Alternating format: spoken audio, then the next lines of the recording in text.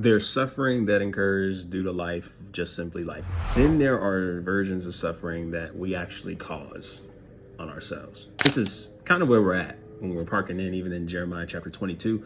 God actually desires to spare Judah, and the condition to them being spared is if they're willing to cling back to God and live a life of righteousness and obedience, repenting and turning back to him. The problem is we've got a set of kings in Jehoiachin, Jehoiakim, and Jehoahaz who Jeremiah prophesies against, because these brothers are losing their mind, leading Judah away further and further and further away from God. And it's ultimately their wickedness upon the many other pileups that have taken place throughout this book that leads us to understand that it's just going to play a role in Judah being led to captivity in the hands of Babylon. And what's crazy is God's been speaking this whole time.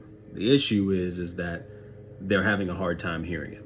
They're having a hard time hearing him because how they're moving isn't really aligning with what they claim they believe in. I think a lot of our struggles can actually be the direct result of our unwillingness to simply do things God's way. We perpetuate this cycle of going through unnecessary struggles, unnecessary hardships, and pains, all because we're just continuously wanting to do things our way. We're wanting to get vengeance our own way as men. We're wanting to fix things our own way as men. We're wanting to deal with our emotional pains in our own way as men. And allow this message to be a reminder that even though you can do things your way, won't be long before your way gets you caught up. And God desires to restore you. God desires to heal you. God desires to do amazing things through your life.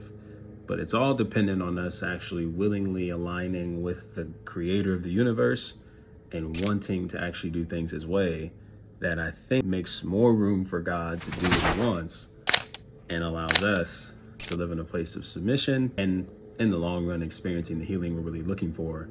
And all these other outlets that we're chasing after, that we assume is going to give us what we need, really won't. And oftentimes the suffering can come to a close, at least the kind that we're causing on ourselves, when we actually just choose to give our ear to God and perhaps do things his way.